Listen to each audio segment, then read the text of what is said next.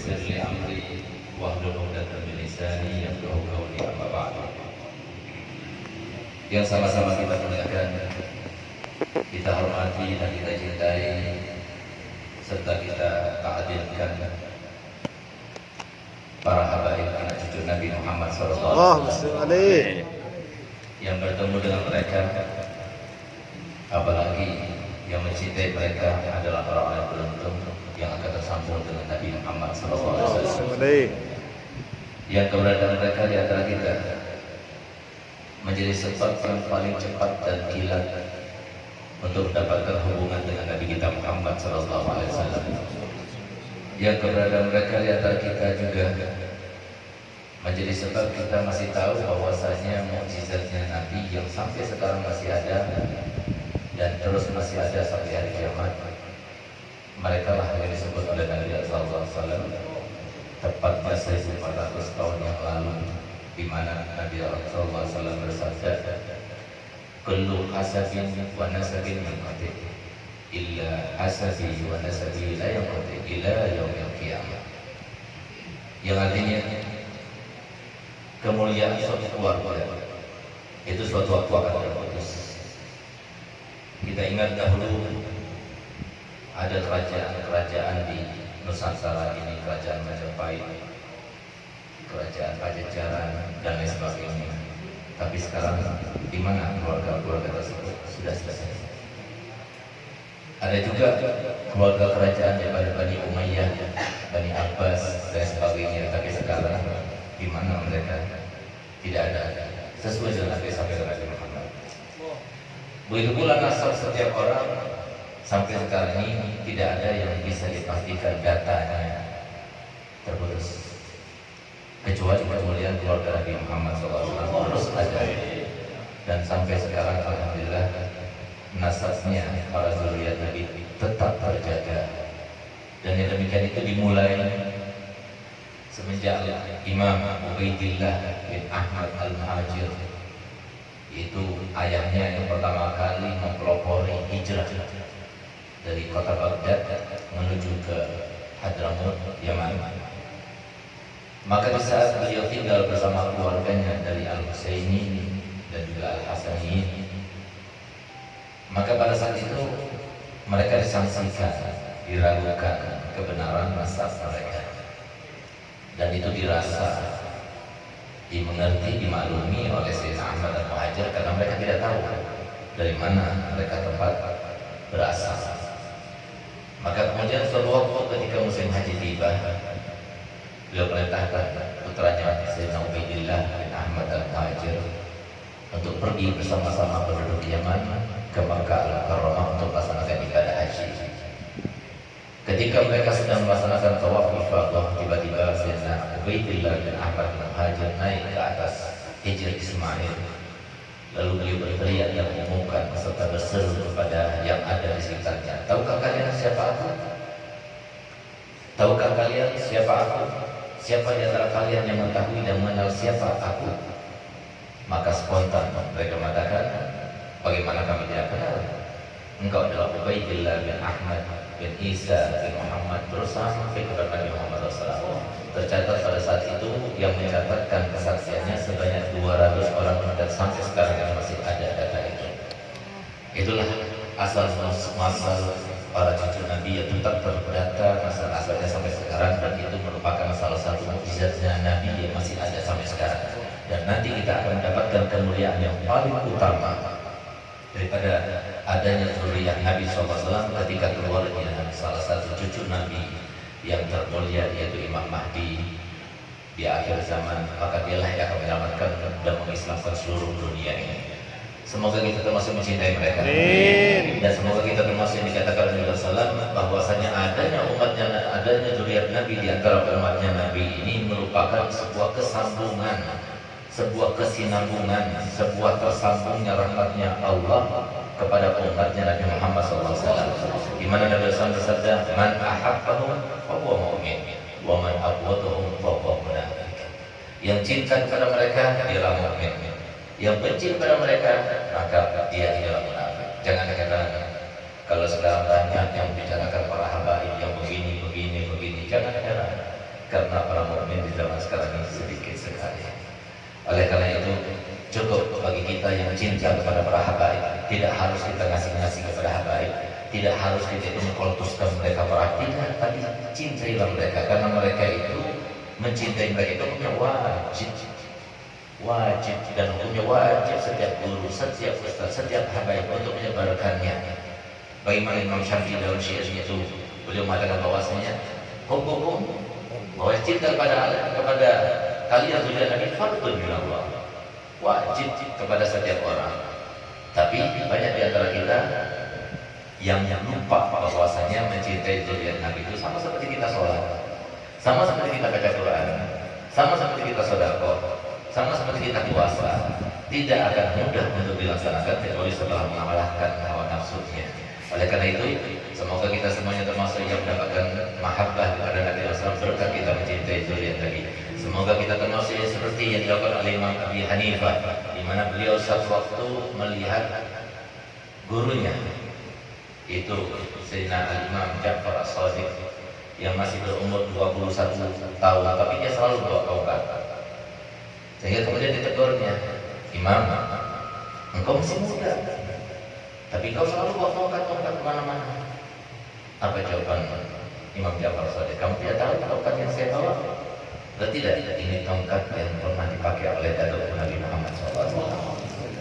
Maka langsung Imam Hanifah minta izin, kemudian diciumnya dari ujung sampai ke ujung. Lalu apa kata Imam Ja'far? Hanya dengan kayu saja yang disentuh dengan tangannya Nabi SAW lakukan itu, bagaimana dengan para zuriat Nabi yang di dalamnya ada darahnya Nabi Muhammad SAW? Maka kemudian dia balik melakukannya dan dia memeluknya dan menciumnya dari ujung sampai ke ujung. Itulah akidah dan keyakinan serta ibadah daripada orang-orang saleh. Sayyidina Abu Bakar Siddiq dia mengatakan, "Urqubu Muhammadan fi ali baitih, wallahi la Fatimah bintun Nabi ahabbu ilayya min Aisyah binti."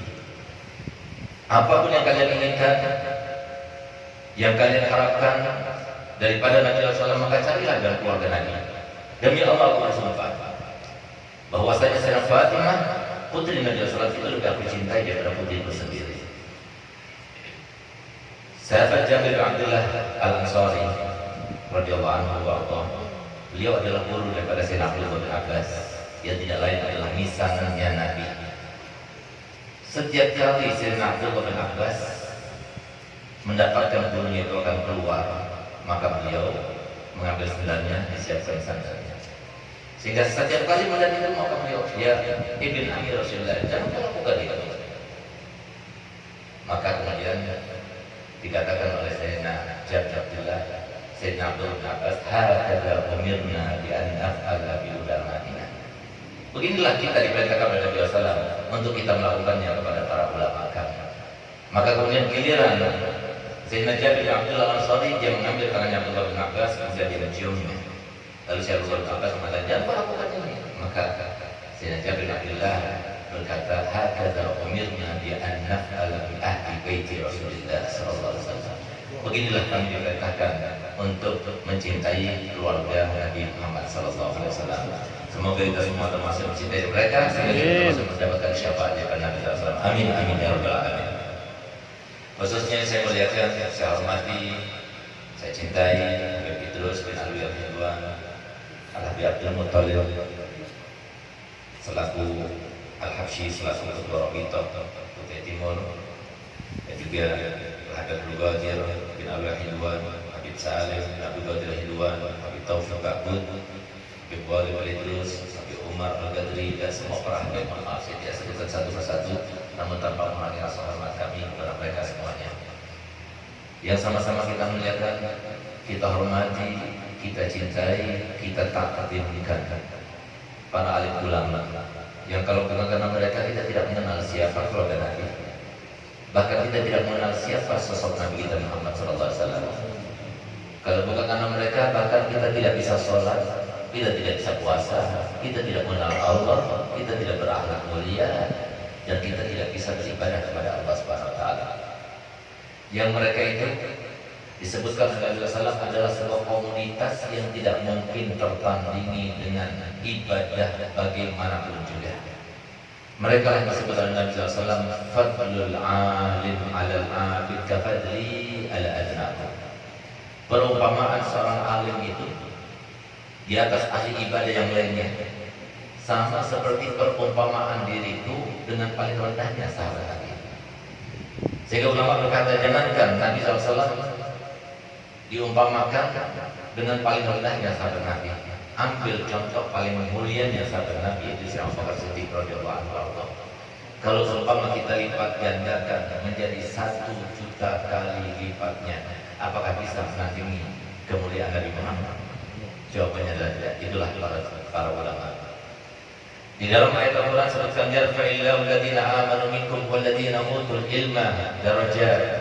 Allah Ta'ala akan mengangkat derajat orang beriman dan orang yang mencari ilmu di atas derajat orang-orang yang ahli ibadah lainnya. Dikatakan oleh sahabat Abdullah bin Abbas bahwasanya derajatnya Nabi dengan derajat ulama itu cuma satu saja, Nabi baru ulama. Sedangkan antara ulama dengan yang setelahnya daripada ahli ibadah, ahli sedekah, ahli Quran, ahli sholat, ahli-ahli yang lainnya itu sekitar 700 derajat. Padahal antara derajat yang satu dengan derajat yang lainnya memerlukan waktu jarak tempuh selama 500 tahun.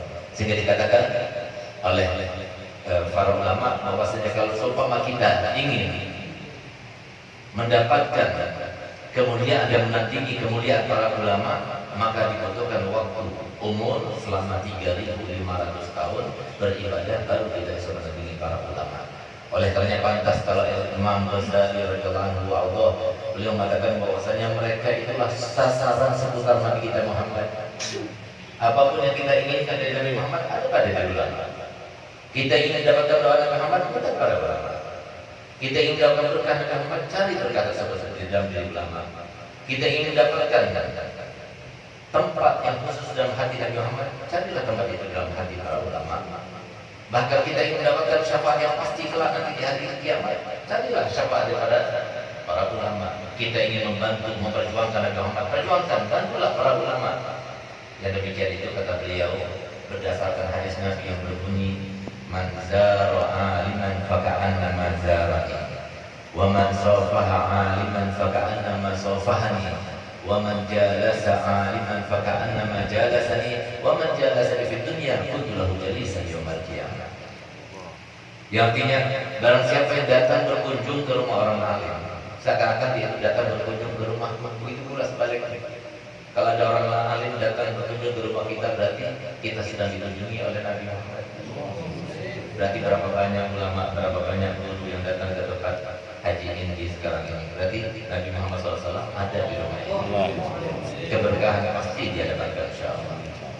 Lalu barang siapa yang bersalaman dengannya, para ulama seakan-akan itu bersama denganku, kata Muhammad. Dan barang siapa yang duduk-duduk bersama ulama, maka berarti dia duduk bersama aku. Seperti yang kita laksanakan pada malam ini, kita sedang duduk bersama Nabi Muhammad. Lalu apa kata Muhammad, barang siapa yang banyak duduknya dengan ulama di dunia, kelak nanti di akhirat akan menjadi teman duduk. Semoga kita segera termasuk Allah Ta'ala sebagai teman duduknya Nabi Muhammad, sehingga kita termasuk mendapatkan syafaatnya Nabi Muhammad, dibagikan bersama Nabi Muhammad, dibelakangkan bendera Nabi Muhammad, dipimpin langsung oleh Nabi Muhammad, berada di mahsyar bersama Nabi Muhammad, ketika dihisab bersama Nabi Muhammad, meminum telaga Al-Kautsar bersama Nabi Muhammad, dan melewati sirat bersama Nabi Muhammad, dan akhirnya masuk surga bertetangga dengan Nabi Muhammad. Amin amin ya rabbal alamin. Khususnya saya muliakan, saya hormati, saya cintai, saya banggakan Guru Suhaimi yang saya kenal pertama kali daripada guru-guru yang ada di Sangatta yang telah mengundang kami, dan kami sulit untuk melupakan itu karena kami naik pesawat sebagai ikan layang-layang gitu. Pesawat yang kecil yang cuma diisi 8 orang, yang kalau seumpama menghindari awan maka dia langsung terjun. Itu luar biasa. Nggak lupa saya, tapi saya nggak mau naik lagi dulu. Lebih baik kita naik mobil lama, tapi kita nggak. Tapi saya pikir juga kalau seumpama waktu itu saya jatuh, mungkin nyangkut di pohon mereka.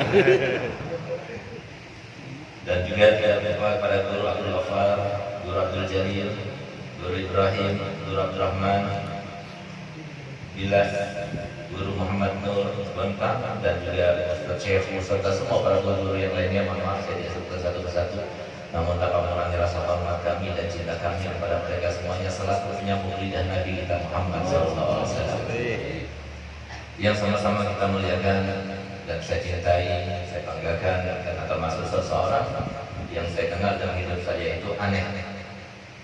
Itu Haji Indi dan juga Ibu Hajah Sulastri. Kenapa saya katakan aneh? Baru kali ini ada undangan yang saya iakan, tapi saya tidak pernah kenal dengan orangnya. Nggak kenal. Jadi karena niatnya yang baik, sekitar setahun yang lalu, dia itu selalu WA kalau saya bisa kabit, saya ingin undang Pian, saya nggak jawab lagi, saya nggak kenal siapa dia. Sampai akhirnya karena berulang-ulang, akhirnya saya bilang, ya insya Allah, suatu waktu saya bilang, kalau saya ke sana saya akan mampir. Akhirnya terus sampai akhirnya saya jadikan nanti setelah pandemi, mungkin nanti bulan Sya'ban nanti, gitu. Saya bilang begitu, atau Rajab nanti, atau Maulid ditanya lagi gimana Pak? Nanti aja Rajab. Maksudnya harapan saya biar beliau mengatakan, ya udah nggak jadi nggak bisa, itu saya harapan saya. Ternyata terus kejar sampai akhirnya saya tertarik lagi profil. Ini ada orang yang mengundang saya, tapi rumahnya di sana saya nggak tahu siapa dia. Coba nonton dia. Akhirnya beliau berangkat karena disuti rumahnya, ini rumahnya tempat istirahat dan sebagainya. Mohon maaf saya begini bukan apa-apa, karena saya tidak mau nanti diundang kemudian masuk ke dalam hal yang sifatnya politik, kita tidak mau. Sifatnya apa, kita tidak mau. Jadi sifatnya yang anti atau tidak sesuai dengan syariat kita tidak mau. Oleh karena itu maka kami putus mereka koordinator di wilayah, dan kebetulan Habibana Taufik yang saudara ini dialah yang menjadi ketua di teras ini, sehingga beliau saya perintahkan. Akhirnya beliau sampaikan mantunya pernah di pondok. Begitu saya tahu mantunya pernah di pondok, kenapa nggak bilang dari awal? Coba bilang dari awal, pasti saya iya siap gitu. Nah, ini beliau tidak menyampaikan itu. Tapi alhamdulillah, insya Allah ini sesuatu yang bakal saya kenang seumur hidup. Sebagaimana saya kenang Guru Suhaimi, saya juga akan saya kenang Haji Indi dan juga Ibu Hajah Sulastri. Ibu Hajah Sulastri saya kenang karena pertama kali undangan dari orang yang saya tidak kenal. Haji Suhaimi Guru saya kenal karena pesawatnya terbang. Semoga mereka semuanya banyak umur sehat walafiat. Semoga sangat ini selalu mudah jadi badatul thayyibatul rabbul ghafur. Amin amin ya rabbal alamin.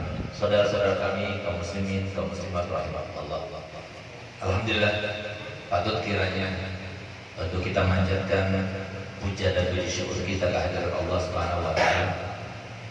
Zat yang telah menciptakan kita semuanya. Zat yang memberikan rahmat kepada kedua orang tua kita, sehingga mereka itu mau merawat kita dari semenjak kecil. Mereka tidak jijik ketika mencuci kotoran-kotoran kita. Mereka tidak mau makan kalau kita belum makan. Mereka tidak mau tidur kalau kita tidak tidur duluan. Mereka pula yang ketika kita sakit mereka tidak bisa tidur. Itu rahmat yang Allah berikan kepada orang tua. Kemudian Allah Ta'ala memberikan rahmat kepada kita berupa taufik dan hidayahnya. Kemudian kita diberikan umur masih panjang sampai sekarang ini. Kemudian Allah yang memberikan segala hal yang kita miliki, dunia yang kita miliki, jabatan yang kita miliki, ilmu yang kita miliki, kemuliaan yang kita miliki, semuanya Allah SWT memberikan. Kemudian pada malam ini, alhamdulillah Haji Indi mengundang kita bersama-sama, kita berkumpul di sini bersama-sama. Banyak para habaib datang. Yang dikatakan oleh Pak Haddad, setiap habaib itu datang bukan datang dengan individunya. Setiap habaib datang itu dengan rahasia dan asrar daripada kakek moyangnya itu. Berapa banyak para habaib yang berbagai macam family. Berarti kita itu mendapatkan berkah dari mereka. Berapa banyak guru yang bisa kita tampak wajahnya. Berarti kita akan mendapatkan berkah dari mereka. Berapa banyak di antara kita yang hatinya bersih, yang dikatakan Allah SWT tidak berkumpul terlalu orang di antara orang itu, kecuali situ ada pasti kekasihnya Allah SWT. Berapa banyak di antara kita sehingga kita berjumpa bertemu dengan mereka, semuanya karena Allah yang berikan hidayah. Kalau Allah nggak bikin saya, tidak mungkin kita berjumpa di sana. Tidak mungkin. kita mau melangkahkan kaki dan meringankan langkah kita ke tempat yang mungkin. Tapi Allah semuanya. Sehingga patut kiranya untuk kita selalu bersyukur dan bahkan yang menjadi permasalahan daripada kita semuanya. Sehingga lupa bahwasanya rezeki Allah yang menjamin, rezeki Allah yang menentukan, rezeki Allah yang membeberkan untuk kita semuanya, bahwasanya Allah SWT yang memberikan itu semuanya, kita sampai lupa. Itu gara-gara kita tidak banyak bersyukur kepada Allah Ta'ala. Sehingga pantas kalau seumpama permasalahan utama daripada umat ini sekarang ini sampai kapanpun itu adalah tidak bersyukurnya kita kepada kenikmatan Allah. Sehingga pantas kalau Allah Ta'ala firman dalam Al-Quran, wa qalilun min ibadiyash syakur. Sedikit sekali daripada hamba-hamba yang bersyukur. Yang bersyukur itulah orang alim yang ilmunya bersyukur akan diberikan istiqomah dalam kemuliaannya. Orang kaya dari kekayaannya bersyukur akan diberikan istiqomah menjadi orang kaya. Para pejabat bersyukur dengan jabatan yang Allah berikan, maka Allah juga akan berikan jabatan yang lebih dan istiqomah dalam jabatan itu serta berkah dalam jabatan itu. Begitu pula yang diberikan kekuatan semuanya. Kalau kita bersyukur dengan apa yang Allah berikan, sebagaimana Allah Ta'ala firmankan dalam Al-Quran, la in syakartum la azidannakum wa la in kafartum inna adzabi lasyadid. Tapi kalau sudah kita mengkufurinya, kita tidak mengakuinya, kita tidak mau melaksanakan perintahnya, tidak mau menjalankan apa yang diwajibkannya, maka saatlah kemudian terjadi permasalahan demi permasalahan demi permasalahan seperti yang kita rasakan sekarang ini. Semuanya berangkatnya daripada tidak ada syukurnya. Salawat serta salam mari kita persembahkan dan kita haturkan kepada kekasih kita semuanya, kepada yang mengasihi kita semuanya, yang tidak ada satu manusia pun yang mengasihi kita melebihi darinya.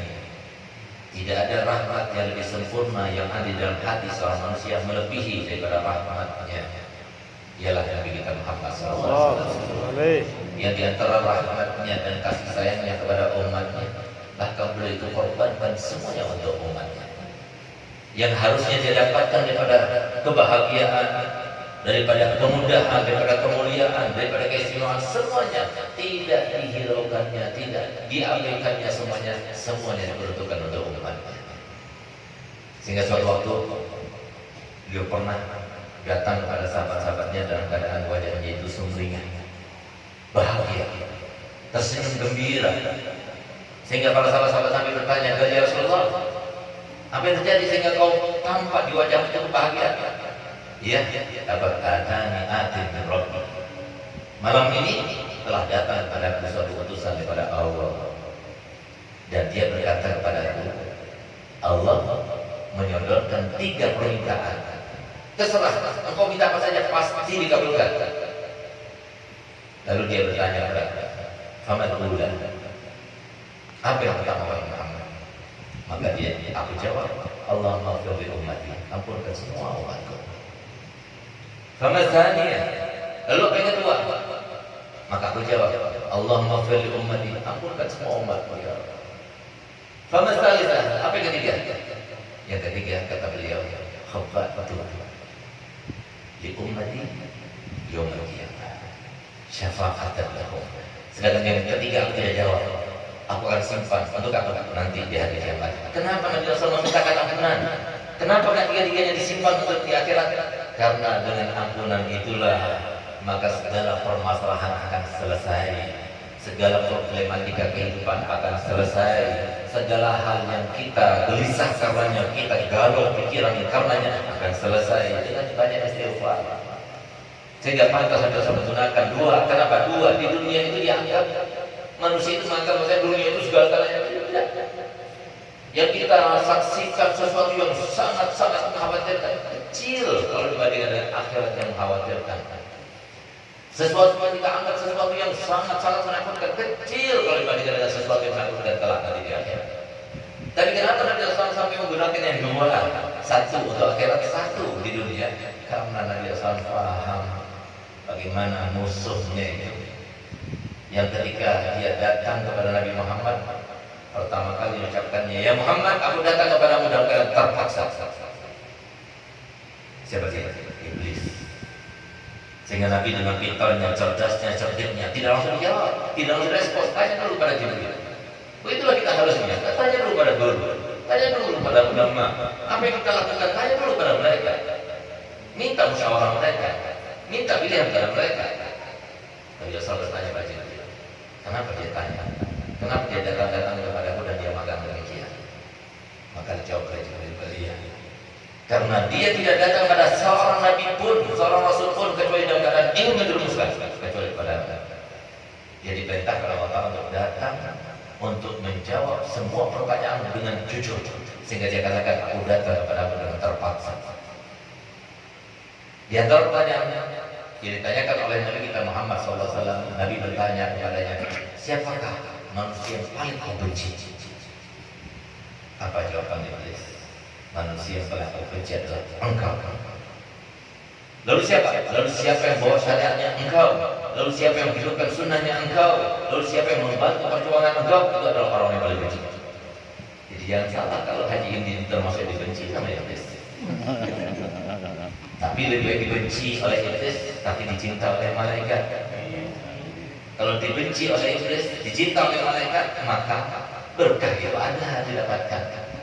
Karena mohon maaf, di Sanada ini bukan cuma Haji Indi dan Hajjah Sulastri yang punya uang, yang bisa mengundang para habaib, bisa mengundang para jamaah, membeli makan, membeli minum kepada mereka. Bukan, banyak. Tapi tahu kok beliau? Karena jawabannya beliau termasuk yang paling dibenci sama Iblis, paling dicinta oleh malaikat. Amin. Sementara banyak yang paling ingin dicintai oleh Iblis tapi nggak mau dicintai oleh malaikat. Jadilah seperti itu. Ini terjadi. Banyak orang yang tidak pandang kepada hakikat tapi melihat kepada sesuatu yang zahir saja. Misalnya itu yang menguntungkan. Rugi itu ini ngapain itu undang-undang? Apalagi setiap minggu malam berapa uang habis? Lupa dia.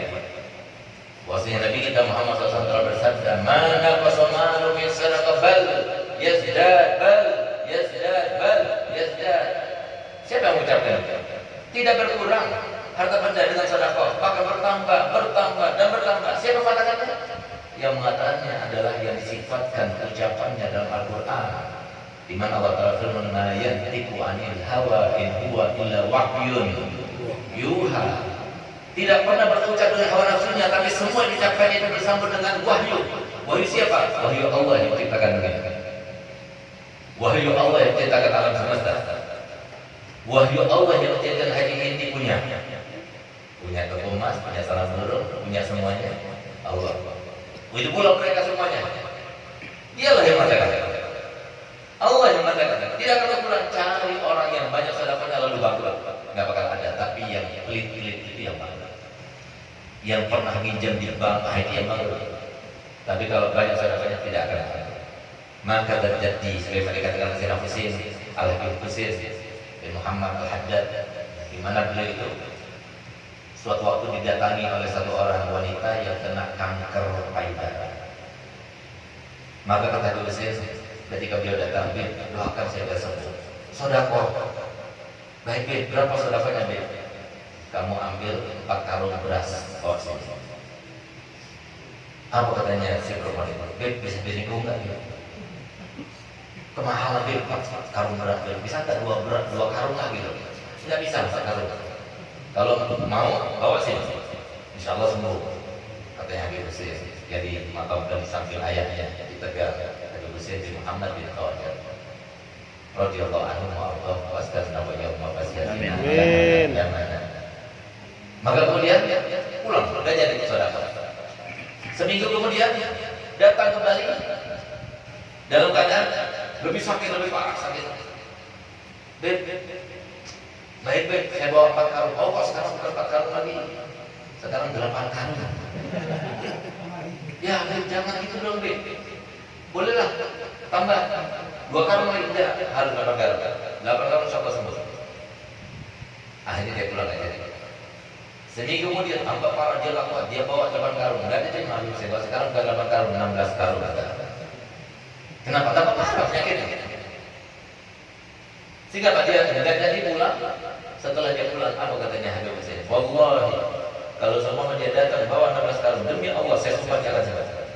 maka terjadi tidak pernah bohong kataku. Kenapa? Di dalam hadis Sahih Bukhari Nabi SAW bersabda dalam hadisnya, dawu mardakum bis sadaqah wa hassinu amwalakum bis zakah. Hendaknya obati orang sakit kalian dan penyakit kalian itu dengan sedekah. Dan hendaknya lindungi semua harta kalian itu dengan zakat. Enggak ada ceritanya orang yang zakat itu bantu, enggak ada. Enggak bakal berkurang, bakal bertambah. Kalau kita ingin harta kita itu tidak sampai kurang, caranya bagaimana? Keluarkan zakat, dan zakatnya harus tepat. Jangan dikilah-kilah, jangan dipermainkan, jangan disangkanya bahwa Allah Taala itu tidak melihat. Allah Taala melihat. Banyak di antara mereka itu yang mau zakat, tapi saya naik sendiri, nggak perlu tanya pada guru gimana cara mengeluarkan zakat yang benar, sehingga hanya bangkrut. Semenjak aku sedekah, kok berkurang ya hartanya? Semenjak aku zakat, kok berkurang ya? Tidak tahu ya, itu justru pembersihan daripada hartanya sudah mau diterima oleh Allah Taala. Tapi yang jelek-jelek itu kan dihabiskan. Ini sangat contoh. Oleh karenanya Nabi SAW itu dalam syariatnya itu sebuah sistem yang berlaku sebenarnya. Bukan sistem pemerintah, bukan sistem pemerintah yang mana, tidak, tapi yang berlaku dari mulai zaman Nabi Adam sampai hari kiamat. Bukan sistem pemerintah, tidak ada pemerintah itu yang menawarkan, ayo siapa yang mau datang, siapa yang ingin mendapatkan jodoh, hari Selasa datang semua ke kantor. Ada? Siapa yang mau dapatkan rezeki, jatah rezeki, hari Jumat datang semuanya ke kantor. Ada? Ada. Semuanya Allah yang menentukan. Syariatnya yang menentukan. Oleh karena Allah Taala firman dalam Al-Qur'an, "Wa tilkal ayyamu nudawiluha bainan nas." Dan hari-hari terus akan bergulir daripada kalian. Yang seperti Fir'aun masih ada sampai sekarang. Yang seperti Qarun masih ada sampai sekarang. Yang mereka-mereka yang dizalimi seperti diceritakan dalam Al-Qur'an sampai sekarang masih ada. Dan bagaimana akhirnya juga akan terjadi seperti itu. Tidak bakal betul. Kenapa? Yang namanya dunia itu terus berputar. Jadi jangan kaget. Tunggu saja. Orang yang zalim itu pasti jatuh, pasti sakit, pasti sengsara akhirnya. Tinggal tunggu aja waktu. Bisa disaksikan. Nggak mungkin luput nggak salah. Zamannya Nabi Musa begitu, zamannya Nabi Isa begitu, zaman Nabi Muhammad juga seperti itu. Betul kalau yang kita bilang. Oleh karena itu para hadirin oleh Allah Taala, alhamdulillah kita termasuk sebagai umatnya Nabi Muhammad. Semoga salawat serta salam terus dihaturkan Allah Taala, dipersembahkan Allah Taala dari kita semuanya kepada Nabi Muhammad sampai hari kiamat nanti, sehingga menjadi pahala bagi kita semuanya, menjadi tambahan derajat untuk kita semuanya, menjadi tambahan sebab untuk kita mendapatkan cintanya, dan semoga kita semua termasuk selamat di dunia sampai akhirat. Amin ya rabbal alamin. Masyaallah muslimin rahimakumullah. Apa yang dilakukan oleh Haji Indi dan juga Ibu Hajah Sulastri bukan sesuatu yang kebetulan. Tidak ada yang sesuatu yang kebetulan. Semuanya sudah direncanakan oleh Allah. Allah yang memberikan lintasan dalam pikirannya untuk mau mengadakan semacam ini. Allah yang ingin memberikan keberkahan kepada mereka semuanya. Allah yang akan memberikan sesuatu yang akan diberikan bukan hanya untuk mereka berdua, tapi anak keturunannya terus. Oleh karena itu, kalau kita ingin tahu apa yang terjadi sekarang ini bukan merupakan sebuah pandemi, tapi sebenarnya sebuah teguran untuk kita. Yang maksud dari teguran itu, ayo kita kembali ke jalan yang benar. Itu maksudnya. Apa yang terjadi sekarang ini tidak jauh, bahkan persis seperti disampaikan Allah Taala dalam Al-Qur'an, "Tuharul fasad fil barri wal bahri bima kasabat aydin nas linuziqahum ba'dal ladzi amilu la'allahum yarji'un."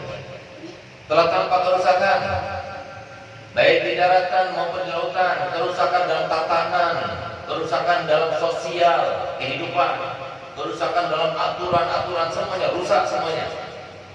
Baik di laut maupun di darat, semuanya rusak sekarang ini.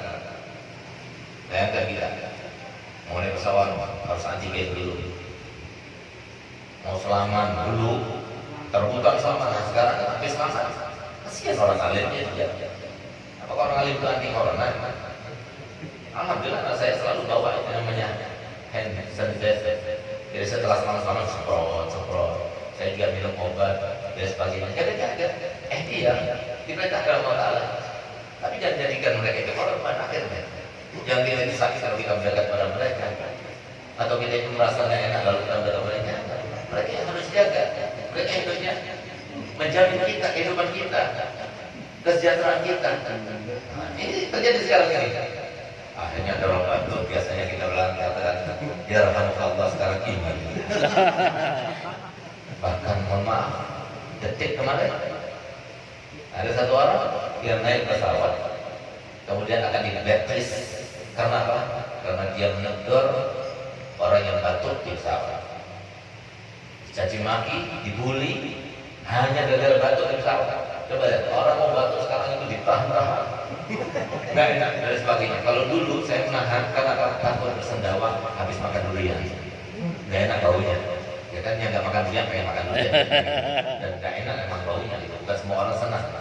Tapi sekarang nahan batuk bukan sendawa. Jangan sampai batuk depan orang, takutnya apa? Bicaranya corona. Bahkan harusnya yang meninggal karena corona itu syahid, ya kan? Harusnya kita itu mau dong, gitu. Tapi nggak ada jatah kita yang mau.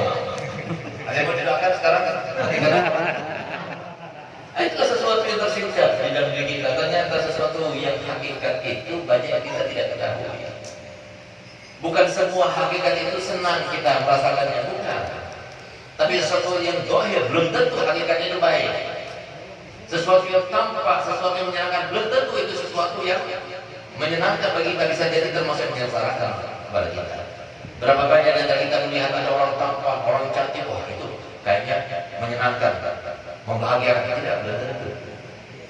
Berapa banyak orang yang kawin dengan orang yang tampan, tapi kemudian dia itu menyesal. Karena apa? Karena dia nggak bisa memuaskan.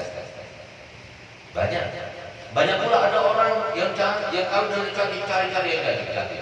Begitu dia dapat yang cantik, suatu waktu pernah sahabat saya dia kawin dengan wanita yang sangat cantik, terkenal di kota ini. Saya tidak pernah melihat, tapi katanya sifatnya itu rambutnya pirang, matanya biru, kulitnya itu putih kemerah-merahan, nggak pakai pemerah, sudah kemerah-merahan. Tapi subhanallah, sahabat saya itu pernah bertemu dengan saya dan dia berkata, wallahi, kalau semua dia telanjang di depan saya tidak nafsu. Saya bilang, dohir itu seperti kenyataannya, tidak seperti nyata. Kenapa demikian? Jawabannya adalah karena Allah Maha Adil. Allah Maha Adil. Kalau seumpama nggak seperti itu, maka Allah nggak adil dong. Coba lihat wajah kita, kan ada yang hitam, ada yang putih, ada yang pesek, ada yang mancung, ada yang ganteng, ada yang jelek, ada yang cantik, ada yang pendek, ada yang panas, ada yang tinggi, ada yang gemuk, ada yang kurus. Kalau seumpama semuanya seperti dohirnya, maka siapa yang mau sama jelek? Ada yang jelek, tapi banyak uangnya, mau. Ada yang alim, tapi wajahnya biasa saja, mau. Rebutan kan? Masya. Keadilan Allah Taala. Jadi jangan berharap kita itu melihat orang itu semuanya dalam keadaan sempurna, kecuali dalam diri Nabi kita Muhammad. Semuanya sempurna, dunianya sempurna, batinnya semua sempurna, zahirnya sempurna, semuanya sempurna. Tapi kalau manusia jangan berharap seperti itu. Kenapa? Allah dengan keadilannya menciptakan segala sesuatu dengan teorinya yang tetap tidak berubah karena keadilan Allah Ta'ala. Apa teori itu? Teori itu adalah Allah menciptakan setiap makhluknya, begitu pula keadaannya, begitu pula bentuknya, dalam keadaan ada kekurangan dan ada kelebihannya. Setiap orang, setiap makhluk, setiap keadaan pasti ada kekurangan dan ada kelebihannya. Apakah kita kira bahwasanya Haji Indi sama Ibu Hajar Basri karena punya toko emas misalnya bisa mengundang kita, berarti dia punya kelebihan? Ya, tidak kelebihannya, tapi ada kekurangannya. Jangan kita katakan bahwa kita ada kekurangan, ada kekurangannya. Kemarin saya baru datang sebetulnya, jadi keuyuhannya itu belum hilang, makanya saya bawa istri karena masih kangen. Kalau Haji Sulasti tidak berikan untuk istri saya nggak akan ke sini.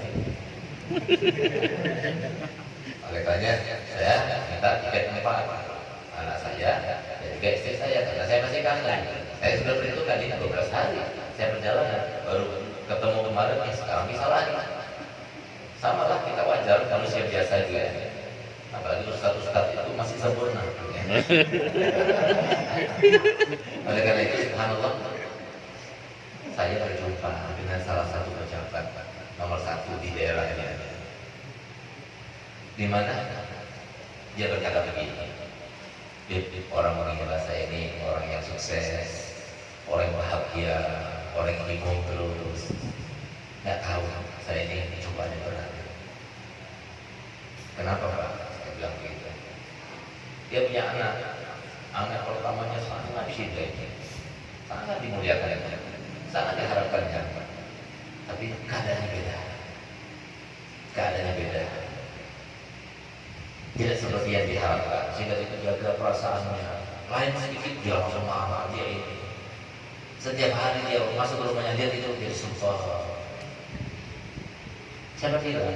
Semua orang itu dengan begitu. Kenapa yang ujian? Kenapa kita semacam ini semuanya? Tidak ada satu orang pun di antara kita kecuali dalam keadaan sama. Karena kita hidup untuk diuji, untuk dicoba. Makanya kalau kita itu dekat pada ulama, tenang pikiran kita. Tidak khawatir, tidak ada takut. Kok sampai hutang sana, hutang sini, korupsi sana, korupsi sini, tidak masalah. Lihat bagaimana Sayyidina Uwais al-Qarni radhiyallahu anhu, yang cukup kita ambil jadi contoh. Jangan kita katakan bahwasanya oh yang pakai imam, oh itu orang mulia sisi Allah, yang belum tentu. Oh yang punya uang banyak, oh itu orang mulia sisi Allah, belum tentu. Oh itu yang bikin majelis ini, oh orang mulia, belum tentu. Kita harus merasa diri kita yang paling rendahnya orang yang kamu begitu ajaran Nabi Muhammad. Lihat bagaimana Sayyidina Uwais al-Qarni. Uwais al-Qarni adalah seorang muhadram. Siapa muhadram? Muhadram itu adalah seorang yang beriman kepada Nabi Muhammad tapi tidak hidup di zaman Nabi Muhammad, tapi tidak sempat berjumpa dengan Nabi Muhammad.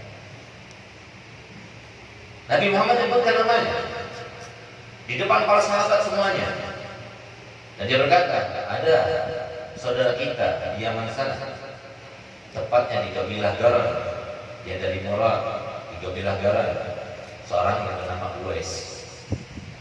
Dia adalah seorang yang berbakti pada ibunya. Dia kena lepra, lalu kemudian dia Allah sembuhkan. Cuma sekadar ini saja yang tidak sembuh. Ya Ali ya Umar, Ali ya Umar, dia sebutkan Ali ya Umar. Illa kitumahu fatrubahu an yastaghfir lakum. Ali Umar, kalau kalian berdua bertemu dengannya, maka mintalah kepadanya supaya memintakan ampun untuk kalian berdua. Kenapa dikatakan demikian Nabi Muhammad? Apakah itu menandakan bahwasanya Uwais lebih baik kepada Sayyidina Umar dan Sayyidina Ali? Tidak. Sayyidina Umar dan Sayyidina Ali lebih afdal dengan kesepakatan semua umat. Cuma kenapa Nabi sama demikian? Untuk mengajarkan kepada kita semuanya. Jangan pernah kita merasa salah. Jangan pernah. Apa yang kita lakukan? Kita berani bersumpah bahwasanya sekarang haji ini malam ini Masya Allah menghimungkan bangga kepada Nabi Muhammad SAW, menggembirakan, membahagiakan. Apakah berani dia sumpah pasti diterima pahalanya tahun ini? Berani. Kita nggak tahu. Kita masih berharap sampai kapan?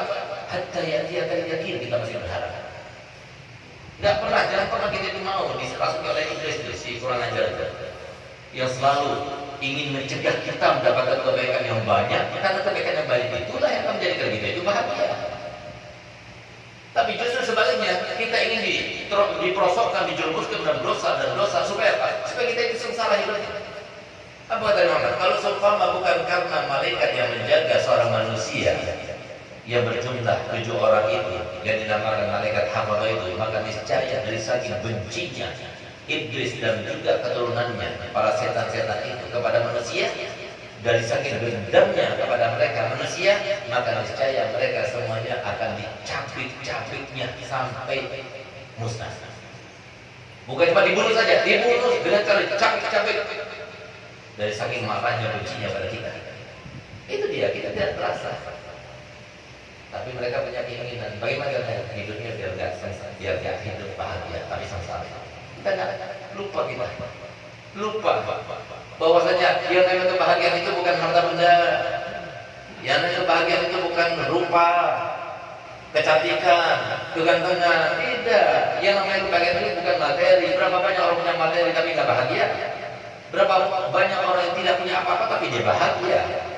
Saya pernah lihat ada satu orang, dia itu tidur di becaknya. Kerjanya cuma pengayuh becak. Subhanallah, dia tidur dengan pulasnya di atas becaknya itu. Mungkin dia nunggu pelanggan nggak datang-datang, tiduran dia di sana. Tidak pakai bantal, tidak pakai kasur, tapi di atas becaknya itu. Dengan dia itu meletakkan kepalanya di atas pijakan tangan yang biasa digunakan oleh yang mengendarai becak. Tapi subhanallah, mulutnya itu terbuka, bahkan sempat ngorok dengan suara yang keras. Ini yang bahagia. Ini bahagia, nggak punya utang, nggak bikin apa-apa, tidurnya nikmat. Berapa banyak orang kaya, ranjangnya itu terbuat daripada emas, bahkan di Arab itu barusan yang kabarnya itu ranjangnya saya terbuat dari emas, dari sutra. Tapi berapa banyak orang yang ranjangnya ratusan juta, tapi dia itu tidur di atasnya dia bisa tidur. Harus minum obat tidur dulu baru dia bisa tidur. Bahagia? Ya semacam itu bahagia. Bahagia itu sini, rasa bahagia. Nggak perlu materi banyak, nggak perlu. Bahagia bersama Allah, bahagia bersama Nabi Muhammad, bahagia ketika bisa haji ini menjadikan orang banyak sadar, menjadikan orang banyak mendengar nasihat. Bahagia, itu bahagia. Puas ketika dia melaksanakan ibadah, itu bahagia. Dan itu yang dikatakan Nabi Muhammad, innal mu'mina sarrathu hasanatuhu sa'athu sayyi'atuhu. Tapi sebaliknya, innal munafiqa sa'athu hasanatuhu sarrathu sayyi'atuhu. Sesungguhnya orang mukmin itu kalau dia berbuat kebaikan dia senang. Semoga kita termasuk orang mukmin. Amin. Tapi ketika dia melakukan dosa dia sedih, sesedih.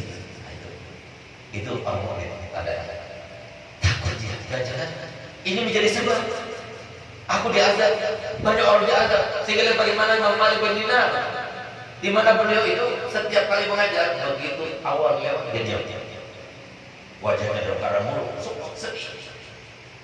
Sehingga tanya, kenapa kau wahai Imam setiap kali awal itu berlalu kau selalu dalam keadaan berbeda, dalam keadaan takut, dalam keadaan memendam, dalam keadaan sedih? Apa kata beliau? Aku takut di balik awal itu ada batu-batu yang Allah akan turunkan sebagai azab kepada kita, dan itu karena kelakuanku. Saya Malik bin Dinar, orang alim, orang wali, sufi, tapi beliau merasa seperti itu. Bagaimana kita merasa bahwa kita lebih baik daripada yang lain? Belum tentu diterima ibadah kita, belum tentu. Ini bagaimana bahasa Arab? Ya Umar, ya Ali, dia ucapan Nabi Muhammad, benar apa tidak? Tidak ada yang luput, tidak ada yang salah, semua disampaikan Nabi Muhammad benar. Oleh karena beruntung dia dekat dengan para ulama, karena apa? Bakal banyak misteri kehidupan yang tersingkap, sehingga nanti akan hilang satu ketakutan, hilang dua ketakutan, hilang ketiga ketakutan, sampai akhirnya dia menjadi wali Allah. Sifatnya ala inna awliya Allah la khaufun alaihim wa la hum. Sesungguhnya wali Allah itu tidak ada rasa takut, tidak ada rasa sedih, tidak ada. Justru ketakutan yang ada yang tampak pada mereka, takutnya keluarganya, anak istrinya, murid-muridnya. Mereka itu tidak beriman kepada Allah, tidak tahu dengan hakikatnya. Akhirnya mereka itu berdosa dan berdosa. Itu yang di dalam mereka. Bukan mereka takut kepada mereka, tidak. Itu terjadi. Subhanallah. Sayyidina Umar bin Khattab menjadi khalifah hampir 10 tahun. Dalam keadaan setiap tahun diumumkan siapa di antara kalian yang tahu dengan Uwais Al-Qarni, Uwais sampai suatu waktu di akhir khilafahnya ada seseorang yang datang yang ditunjuk oleh salah satu kawannya dan tentaranya bahwasanya dia mengenal dengan Uwais Al-Qarni. Dipanggil, kamu kenal dengan Uwais? Iya. Dia adalah ponakan bahkan. Panggil kembali. Mohon maaf wahai imam, wahai khalifah, bukan aku tidak mau, tapi dia tidak pantas untuk dibawa di depanmu, tidak pantas. Coba lihat. Untuk dibawa saja kepada Sayyidina Umar itu tidak pantas. Seseorang kalau mau minta istri anak-anak kita, nggak bakal kita kasih. Siapa dia? Nggak selevel. Kalau dia itu mengundang kita, kita tidak hiraukan. Kalau kita berjumpa dengan dia, kita menjauh, kenapa? Merasa jijik dengan pakaiannya dan sebagainya. Nah, ini. Tapi dia terkenal di atas langit sana. Inna Allah la yanzuru ila suwarikum wa la yanzuru ila asamikum walakin yanzuru Allah ila qulubikum wa a'malikum. Allah Ta'ala tidak pernah melihat kepada rupa kalian, pakaian kalian, imam kalian, tidak pernah. Yang Allah lihat itu adalah hati kalian dan amal kalian. Banyak para ulama ketika mendengarkan hadis ini sedih mereka. Kenapa? Ya Allah, orang yang paling dianggap suci kita, disangkanya kita tidak adalah manusia suci sehingga semangat kita dicium. Padahal mereka tidak senang, tidak bahagia ketika tangan mereka selesai. Buat demi Allah, bahkan mereka itu. Saya paling enak kalau dikenal saya ini seorang pemain bola. Paling senang demi Allah kalau seumpama bukan karena ilmu yang ada dalam diri saya. Jadi saya dulu capek kayak wahai. Tidur kurang, badan kurus, bukan malah gemuk saya kalau dakwah. Kenapa? Saya makan kurang nafsu. Kamu makan saya banyak, saya perut. Itu terjadi pada saya. Apalagi yang lebih memberatkan itu adalah ketika bermujahadah. Setiap kali tangan saya dicium, jangan pernah kita merasa bahwa kita lebih baik daripada dia yang mencium. Saya berikan karena dengan harapan mungkin barangkali dia itu merasa bahwasanya tangan saya ini membawa berkah. Akhirnya Allah Ta'ala beri berkah. Hadirin saja saya kasihkan. Sebagaimana Nabi Rasul mengatakan, Inna Allah al-mu'ti wal mu'ti wa inna ma'ana al-qasim wallahu al-mu'ti. Aku ini hanya membagikan, aku nggak punya. Aku hanya membagikan, tapi yang memberikan adalah Allah. Mungkin dari mereka ada yang datangnya abdi pada lebih masyarakat kita kasih. Sehingga pantas. Kalau selevel Habib Abdullah Al-Burus Al-Akbar, seorang kutub rajanya wali, gurunya Al-Muhaddad, guru rohani, di mana beliau itu adalah pertama kali manusia yang dijuluki dengan bangsa Al-Idrus dari kalangan Habaib. Itu adalah Abdullah bin Abu Bakar bin Abdurrahman As-Segaf bin Muhammad Al-Dawilai bin Ali Syahid Darat bin Alwi bin Faqih Mugaddad. Ini beliau apa katanya? Kalau ada orang yang mencium tanganku, maka seakan-akan itu menempel mukaku. Kalau ada orang yang mencium lututku dan kakiku, maka seakan-akan itu mencungkil kedua mata. Siapa seorang Raja Wali sehingga pantas. Kalau abah saya rahimahullah ta'ala beliau selalu berpesan kepada saya, Segar, kamu harus selalu merasa bahwasanya diri kamu paling pandainya orang. Kamu harus merasa paling pandainya orang kamu. Nanti kalau kamu berhasil, enak hidup bersama orang. Kalau seumpama dalam suatu situasi kamu itu dihormati, dimuliakan seperti sekarang, Masya Allah dimuliakan, dihormati, dikasih tempat yang bagus oleh ini, maka saya katakan Masya Allah orang sangat itu baik-baik. Orang seperti saya dihormati. Tapi kalau saya direndahkan, tidak dimuliakan, saya tidak akan menyalahkan orang sangat ini nggak bisa itu guru Sohaiman dan guru yang lainnya menjadi mereka nggak bisa berakhlak yang mulia. Tidak. Saya akan katakan bahwasanya ini semuanya mereka tidak menghormati saya karena dosa saya banyak. Ini imbasnya. Enak kamu kalau sudah berhasil, enak hidup dalam manusia. Kenapa? Yang bikin banyak orang itu hidupnya susah, hidupnya sakit-sakitan. Kenapa? Tuntutannya pada manusia. Manusia bisa buat apa? Bisa berikan apa? Allah semuanya memberikan.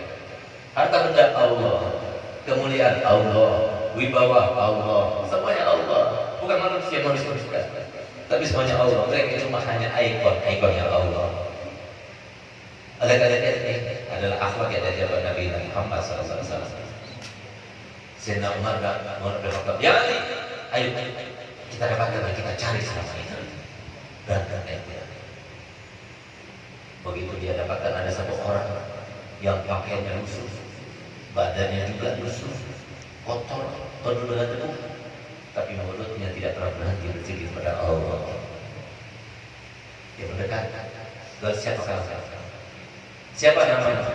Kata saya Abdullah. Aku Abdullah. Saya mengatakan, "Kuluna ibadullah." Kita semua adalah hamba Allah, tapi siapa nama yang kau diberikan oleh ibumu? Oke, jawab Uwais. Apakah kamu dari Murad? Baliyah. Kamu dari kabilah Garut? Baliyah. Kamu pernah terkena sebuah penyakit lepra dan sisa semacam ini? Baliyah.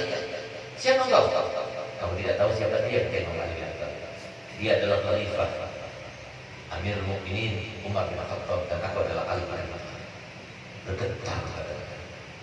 Umar bin Khattab, Ali bin Abi Thalib, sahabatnya Nabi yang pernah berjumpa dengan Nabi. Dia peluknya oleh beliau, diciumnya tangannya. Lalu siapa yang ditahukan kalian bahwasanya aku ini adalah seperti yang aku sebutkan tadi? Rasulullah. Rasulullah menyebutkan nama. Rasulullah menyebutkan nama. Apa kita tidak ingin mendapatkan Rasulullah menyebutkan nama kita? Lakukan semuanya itu Rasulullah. Siapa yang menginginkan Nabi, membahagiakan Nabi, maka dia pasti disebutkan Nabi. Sudah lupa kita? Setiap hari Kamis sebelum disodorkan amal kita pada Allah, besok kita akan dilaporkan kepada Nabi Muhammad dulu. Dan itu karena usaha dan upaya Nabi Muhammad untuk supaya ada hubungan dengan umatnya, sehingga dilampahkan amal kita selama seminggu. Haji ini disebutkan haji ini. Semalam kita mengundang para habaib, mengundang para ulama, mengundang para guru. Haji ini disebutkan. Gak senang kita bisa bersama. Gak senang kita itu karena kita beramal mulia kepada zuriatnya, beramal mulia kepada keluarganya, beramal mulia kepada ulamanya, sampai Nabi Muhammad SAW. Gak senang kita sebutkan namanya. Sempatan, apalagi kita berbuat, bukan sekarang. Semua kita dapatkan daripada harta benda, jabatan, semuanya Allah yang bukan usaha dari kita, bukan upaya kita. Jangan pernah sekali kita makan ini karena usaha saya. La haula wa la quwwata illa billah. Gak ada usaha, gak ada upaya, semuanya daripada Allah. Lalu kita akan sok-sokan menjadikan diri kita seperti Allah. Ini usaha kita supaya kita. Berapa banyak orang yang ingin menjadi seperti haji ini? Siapa orang yang gak mau jadi orang kaya? Siapa? Siapa orang yang gak mau punya mobil? Siapa? Siapa orang yang nggak mau punya toko, punya sambur? Siapa orang yang nggak mau punya uang banyak? Siapa? Semua yang mau. Tapi Allah yang benar. Ini bulan. Alangkah ruginya bagi mereka yang tidak menggunakan modalnya. Sampai ketika datang saatnya, maka hilang semua kesempatan itu. Coba lihat bagaimana. Sayyidina Abu Bakar Al-Qarni bahagia mengatakan, Rasulullah zakar istri. Rasulullah menyebutkan anak dan nama Galia. Dia bersyukur pada Allah sambil meneteskan mata getar kepadanya. Maka kemudian saya bertanya, hendak menanyakan kau yang Uwais, aku ingin pergi ke Baghdad. Biar aku tulis surat kepada bawahanku di sana supaya menghormati kamu dan memuliakan kamu, menjamin semua kehidupan. Apa jawabannya? Tidak banyak. Aku lebih senang tidak dikenal orang. Aku lebih senang bersama orang-orang yang tidak dikenal oleh banyak orang. Itu lebih aku senangi. Aku berbahagia bersama mereka daripada aku dikenal oleh orang. Kalau gitu tunggu di sini. Aku akan pulang sebentar. Aku akan berikan sedikit daripada harta. Tidak, wahai Amirul Mukminin. Aku ini sekarang membalap unta-unta milik mereka dengan bayaran 4 dirham. Dan aku punya pakaian ini dan satu lagi pakaian sampai gantinya. Sampai sekarang uang dan baju ini belum habis-habis. Untuk apa aku gunakan uang yang kau berikan dan kau tambah beban untuk menjaganya? Itu keseluruhan. Ketahuilah wahai Amirul Mukminin, di depan kita itu banyak keadaan-keadaan yang terjadi pada kita yang belum tentu kita bisa selamat. Banyak keadaan yang akan terjadi pada kita yang belum tentu kita ini selamat.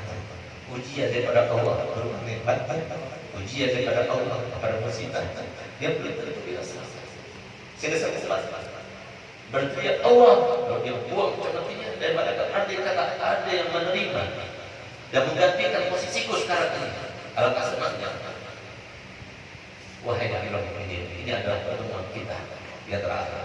Kita tidak akan berjumpa lagi kecuali nanti di haud di telaga Nabi Sallallahu Alaihi Wasallam. Semoga kita termasuk dalam kesempatan kita sekarang.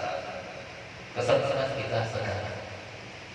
Kenapa kita ini termasuk orang yang banyak hilang kesempatan?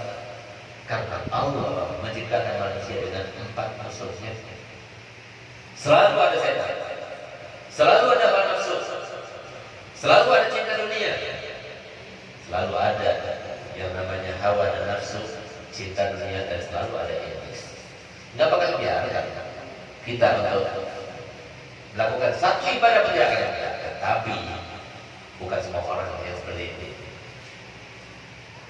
ada satu hal yang kita telah melupakan, dan itulah rahasia dan intisarinya. Dan itu semua yang disebutkan Nabi Muhammad SAW, daripada kita diwajibkan sholat, kita diwajibkan puasa, kita diwajibkan zakat, kita diwajibkan untuk melaksanakan sunnah-sunnahnya Nabi, kita diwajibkan dekat para ulama, kita diwajibkan untuk cinta pada zuriat Nabi. Semuanya tujuannya satu. Apa itu? Ingat kepada Allah. Jangan pernah lupa kepada Allah. Karena Allah Ta'ala firman dalam hadis qudsinya, kuntukan dan ahfiyan fa'uhibbu an uqrafa fa'khalaqtul khalqa. Aku dulu adalah sebuah hal yang sangat bagus, sangat indah, sangat baik, tapi tidak ada yang mengetahuinya. Aku ciptakan manusia, aku ciptakan alam semesta, aku ciptakan semua makhluk untuk supaya aku diketahui. Ada Allah. Jangan kita mengatakan ini karena kita Allah. Kalau Allah berkehendak ada orang di antara kita sakit, siapa yang bisa menyembuhkan? Kalau Allah berkehendak kita ini meninggal, siapa yang bisa menyembuhkan? Kalau Allah berkehendak kita ini akan bangkrut, siapa yang akan bisa memberikan kekayaan? Tidak ada seorang pun. Allah. Ketika kita sudah lupa, maka saat itu juga Allah akan melupakan semua kesempatan yang baik bagi kita. Oleh karena ada satu ayat, jangan lupa, ada satu ayat itu dijadikan bahan diklatnya setan setiap hari. Kalau ada universitas yang hebat, maka paling banyaknya mereka bikin seminar-seminar itu paling 1 bulan 10 kali. Ketahuilah setan itu bikin diklat itu setiap hari. Untuk apa? Menjerumuskan kita. Sementara itu kita tidak siap-siap, tidak belajar bagaimana cara menanggulanginya, bagaimana cara menghadapinya, bagaimana mungkin kita kesalahan. Terus kita lupa jauh daripada ulama. Gak pernah kita diingatkan oleh para ulama, gak pernah ditegur oleh para ulama. Gak mau kita itu, saya kiai, saya guru, saya ini seorang pedagang, tolong guru anggap saya anak, tolong guru anggap saya murid, kalau ada yang salah tegur saya. Enggak, tapi orang kayaknya yang ngatur. Guru berapa guru? Nih sekian. Guru sini, guru kesana, guru. Masya Allah, Nabi yang diibaratkan oleh Nabi seperti Nabi. Kata Nabi Muhammad, ulama umat 3 anbiya Bani Israel. Ulama umat itu sama seperti nabi-nabi Bani Israel. Hanya saja tidak ada nabi setelah itu. Coba ada nabi setelah itu. Mereka para ulama ini, guru-guru kita itu adalah nabi. Coba gak ada lagi. Mereka disuruh gagal karena mereka kasih kuat. Harusnya serahkan, tunduk, pasrah sebagai seorang murid. Dengarkan kata-katanya, maka kita akan menerima. Nah, oleh karenanya ada satu ayat, dengarkan ayat. Inilah yang menjadi sebab kenapa kita didera oleh musibah dengan musibah, cobaan dengan cobaan, dan kenapa kita itu ditegur oleh Allah Ta'ala dalam Quran dan sebagainya. Karena ini apa itu? Allah SWT firman dalam Al-Quran, A'udzu billahi minasyaitonir rajim, Bismillahirrahmanirrahim, wa la takunu kalladzina nasullaha fa ansahum anfusahum. Jangan pernah kalian menjadi orang-orang yang lupa kepada Allah. Ketika itu sudah terjadi kepada kalian, maka Allah akan melupakan semua kesempatan yang harusnya baik untuk kalian dilupakan, sehingga yang merupakan kesempatan tidak lagi kesempatan, yang merupakan anugerah tidak lagi anugerah, yang merupakan modal tidak lagi modal. Berapa banyak orang kaya tapi dia lupa kalau kekayaan itu adalah modal yang Allah anugerahkan kepadanya, bukan karena usahanya, bukan karena upayanya, tapi semata-mata pemberian dari Allah. Berapa banyak orang yang dengan ilmunya, karena dia merasa guru sampai lupa dia dari mana ilmu itu berasal. Padahal Nabi SAW bersabda, "Ana madinatul ilmi waliyun." Bagus, semua berasal dari Nabi Muhammad. Begitu kita perlakukan anak cucu Nabi Muhammad, kita tidak menghormati anak cucu Nabi Muhammad. Kenapa kita panggil guru? Kenapa kita dipanggil guru kiai? Kenapa kita dipanggil ustaz? Karena mereka, datuk mereka. Bagaimana kita menyikapi mereka? Begitu kita hanya kita menyebutkan tentang zuriyah Nabi, keutamaan zuriyah Nabi, lalu kita kemudian merasa seakan-akan saya ini. Padahal Nabi SAW mengatakan, "Qaddimu Quraisy wa la tataqaddamu wa illa fatahlahu." Dahulukan orang Quraisy. Siapa Quraisy? Siapa? Jangan kalian mendahului mereka. Apalagi sampai dari mereka saingan, atau sampai membenci mereka, apalagi sampai kemudian menyamakan, menyetarakan kita dan mereka. Mereka itu mulia bukan karena mereka mulia karena dari diri mereka ada darahnya Nabi yang Allah muliakan. Bahkan mereka sendiri kalau semua menghinakan, merendahkan darah itu dengan tanpa minta-minta, dengan tanpa dengan akhlak yang tidak baik, dengan tanpa dia berbohong dan sebagainya, diazab oleh Allah Ta'ala. Siapapun yang memuliakan darah itu akan dimuliakan Allah Ta'ala, dirinya atau orang lain. Siapapun menghinakan darah itu maka akan digunakan Allah Ta'ala, dirinya atau orang lain. Bukan karena dia, karena Nabi Muhammad. Sehingga Kiai Hamid mengatakan, seorang kiai, seorang guru itu, kenapa Kiai Hamid itu begitu cinta pada zuriat Nabi? Sehingga zuriat Nabi walaupun kecil-kecil sebenarnya, bukan kecil dia, kecil Nabi. Kata beliau, seorang kiai itu, guru itu sama seperti orang yang dibikinkan toko oleh Nabi. Bukan cuma dibikin untuk isi barang jualannya diisi sama Nabi. Sekarang kalau seumpama ada cucu Nabi datang ke situ, kira bagaimana kita menyikapinya? Bagaimana kita meresponnya? Bagaimana kita berinteraksi dengannya? Memang benar. Bukan semuanya habaib baik, ada karena mereka cobaan. Sama seperti ibadah, cobaan berat pada Allah. Tapi jangan sampai kita merendahkan mereka. Jangan sampai kita tidak muliakan mereka. Jangan sampai kita itu tidak mengingatkan mereka bahwa kita berhabaib punya wajib ya sampai kepada mereka. Oleh karena pantas kalau dalam hadis sahih Muslim beliau mengatakan dalam hadisnya, hadis Muslim itu lebih sahih daripada hadis Imam Hakim dalam kitab Mustadraknya. Hadis yang terkenal dengan As-Sakhalain itu ada dua riwayat, ada riwayat Imam Hakim dan kitab Mustadrak. Itu masih ada pembicaraan ulama di dalam tarjihnya, di dalam hadisnya riwayatnya. Tapi hadis Muslim sahih.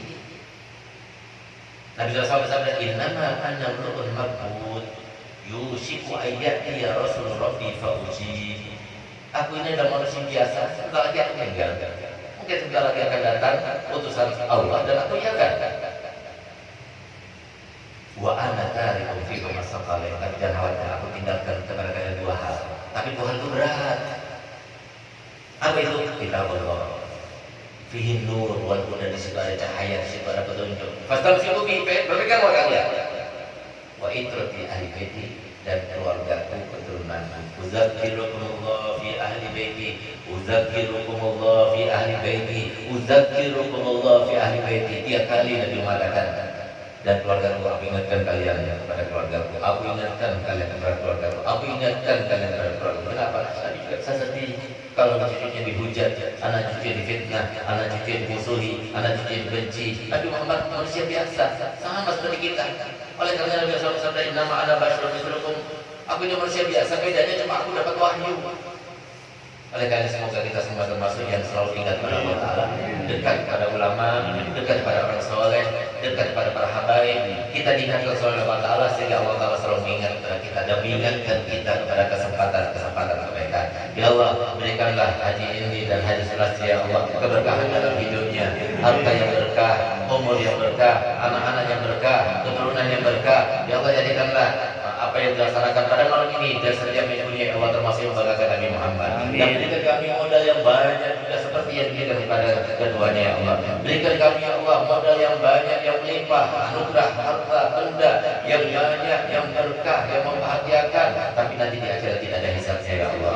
Ya Allah, kami datang semua ke tempat ini, ya Allah, dalam keadaan entah berapa banyak dosa yang kami lakukan, ya Allah. Bahkan mungkin di antara kami ada salah satu daripada yang ada 5 golongan yang dikatakan Imam Ghazali, siapapun di antara 5 golongan masuk 1000 kali, keluar bulan Ramadan tidak akan mendapatkan apa-apa juga. Masuk 1000 kali, ribuan kali, bahkan jutaan kali majlis semacam ini, keluar tidak dapat apa-apa juga dari rahmat Allah. Tidak diterima doanya, tidak pernah dipandang dengan rahmatnya. Siapa mereka? Mereka yang berhati pada orang tuanya. Yang kedua, mereka istri yang berhati pada suaminya. Ketiga, mereka yang memutuskan tali silaturahminya. Keempat, mereka tidak saling berdoa sampai lebih dari 3 hari 3 malam, apapun sebabnya kecuali karena syariat. Dan yang kelima adalah yang mengkonsumsi narkoba maupun minuman keras. Ya Allah, jika ada di antara kami yang hadir ini, ya Allah, termasuk Imam golongan, maka lepaskan, lenyapkan sikap kami, ya Allah. Kami berjanji untuk memperbaikinya, ya Allah. Ya Allah, yang mengingatkan untuk kami berdoa berdoa sekarang adalah Engkau berikan nikmat kepada kami hidayah serta inayah dan riayah untuk kami mohon kepadamu ya Allah. Ya Allah, gerakkanlah hati kami untuk selalu berdoa kepadamu ya Allah dengan apa yang menjadi kebaikan untuk kami semua ya Allah. Ya Allah, berikan kami selalu hidayah, berikan kami selalu istiqomah dan kebaikan.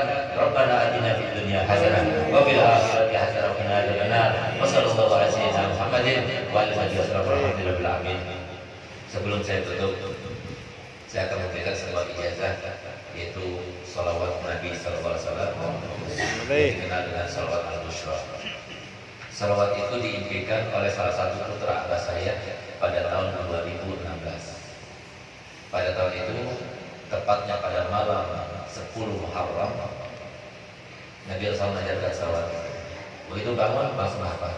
Kata Nabi, yang baca salawat tersebut sebanyak 41 kali habis sholat subuh, maka sama seperti khasiatnya baca Yasin sebanyak 41 kali dalam mengabulkan hajat, mudahkan urusan, menggapai segala harapan, melapangkan segala kesulitan, dan menjauhkan diri dari segala hal yang menakutkan maupun mengkhawatirkan. Sangat mujarab. Bahkan subhanallah, hampir setiap minggu ada saja para kiai, para alim datang jauh-jauh, ada yang mimpi gurunya, ada yang mimpi bahkan nabinya, untuk minta ijazah salat subuh kepada saya. Nah, jadi saya akan bacakan, lalu saya akan ijazahkan. Barangkali ini merupakan kasih sayang Nabi untuk umat ini, karena kalau kita seumpama sekarang kita umumkan, nah kita nggak pulang dulu ya, kita akan baca sebab kali, pasti semuanya bingung kan, 2,5 jam lalu selesai. Nah, tapi alhamdulillah Nabi Muhammad ngajarkan salawat ini supaya kami belajar semuanya, supaya diampuni dosanya semuanya. Kalau kita hafal, paling lama 10 menit selesai saja. Nah, dan kita akan baca satu kali dengan bacaan yang biasa, antum semuanya mengikutinya. Lalu kita akan baca dengan nada yang terbil dulu 5 kali dengan harapan semoga kita keluar dalam keadaan kita sudah berubah. Amin. Amin. Kita bersih daripada segala cinta dunia, bersih daripada segala sifat yang dapat mencegah kita daripada kemuliaan di sisi Allah Taala, dan semoga kita semuanya termasuk yang mendapat kemuliaan di sisi Allah Insyaallah. Bismillahirrahmanirrahim. Bismillahirrahmanirrahim. Allahumma salli wa sallim. Allahumma salli wa sallim Ala sayyidina Muhammadin. ala sayyidina Muhammadin Sahibil bushra. sahibil bushra salatan Tubashiruna biha. tubashshiruna biha Wa ahlana. wa ahlana Wa auladana. wa auladana Wa jami'a masyayikhina. wa jami'a masyayikhina Wa muallimina. wa muallimina Wa talabatana. wa talabatana Wa talibatina. wa talibatina Min yawmina hadha. min yawmina hadha Ila yawmil akhirah. ila yaumil akhirah. Bismillahirrahmanirrahim. Bismillahirrahmanirrahim. Allahumma salli wa sallim ala sayyidina Muhammadin sahibil bushra salatan tubashshiruna biha wa ahlana wa auladana